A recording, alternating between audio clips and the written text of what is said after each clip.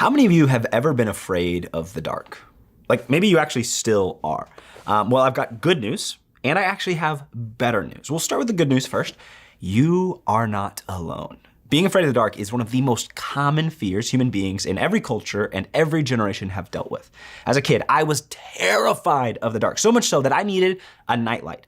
And the worst it ever got was when one of my younger siblings got a Tickle Me Elmo that would randomly make noises in the middle of the night. And even after I tried turning it off and taking out the batteries, it would not stop. It literally got so bad that I stuffed this Tickle Me Elmo in a closet on the other side of the house because every time I tried to sleep, I could hear his creepy little voice calling out to me from the darkness.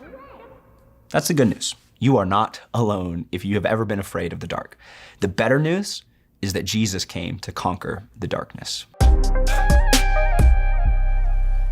Well, what's up, Bible nerds? Today we are continuing in our series, Who is Jesus?, where we are exploring the 7 I am statements that Jesus made throughout John's gospel. Statements that were designed to show people the truth of his identity as the Son of God and his authority as the Savior King of the world. Today we're looking at the second of those statements where Jesus said, I am the light of the world.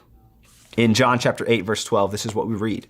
Jesus spoke again to the people. He said, I am the light of the world. Whoever follows me will never walk in darkness, but will have the light of life. So who is Jesus? Jesus is the light of the world.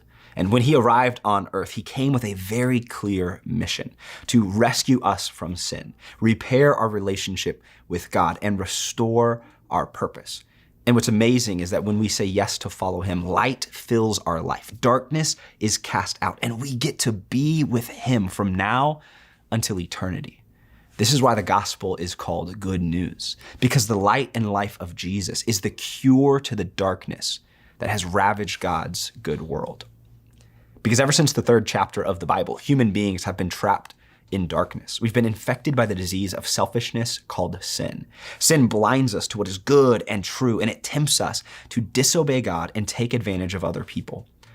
But that's not actually the way things are supposed to be. You see, from the beginning, God's plan was to create a world flooded with light and goodness and joy and beauty. That's why in Genesis chapter 1, verse 3, God says, let there be light. And there was light. Sin wants to snuff out the light. But Jesus came to turn the brightness back up. He came to hit the reset button and launch a new creation, one that would once again bring light into the world. As a matter of fact, that's exactly how John introduces the good news of Jesus, by retelling the story of creation with the focus on Jesus. In John chapter 1, verses 1 through 5, we read, in the beginning was the Word, and the Word was with God, and the Word was God. He was with God in the beginning. Through him, all things were made. Without him, nothing was made that has been made. In him was life, and that life was the light of all mankind. The light shines in the darkness, and the darkness has not overcome it. Jesus is the light of the world. The first time that light shone in the darkness, it was Jesus. And now, as light continues to break in, it is the light of Jesus. And his light is one that the darkness will never overcome because he is the ultimate authority. He has all the power, and there is nothing and no one that can put out his light. Not death, not sin, not darkness, and certainly not the devil. And here's what's crazy. When we trust in Jesus and commit our lives to him, we don't just receive his light. That's true, but we also become light.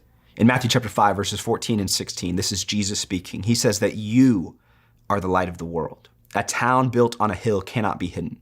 Neither do people light a lamp and put it under a bowl. Instead, they put it on its stand, and it gives light to everyone in the house. In the same way, let your light shine before others, that they may see your good deeds and glorify your Father in heaven. When we follow Jesus, who is the light of the world, instead of staying trapped in darkness, we become filled with the light of his life. And then he makes us into the light of the world. Because we are a people who have been so transformed by him that now darkness flees from us. We bring his light with us everywhere we go. And he tells us that when we let our light shine before others, they will see our good deeds and glorify God. So if you are someone who wants to be set free from the disease of sin, to be freed from darkness, then follow Jesus, because he will fill you with the light of his love. If you are someone who wants to bring good news to others because of how much Jesus has changed you, then follow Jesus. That means go where he goes, do what he does, trust what he says, and learn how to love how he loves. Because Jesus is the light of the world, and whoever follows him will never walk in darkness. Until next time, take care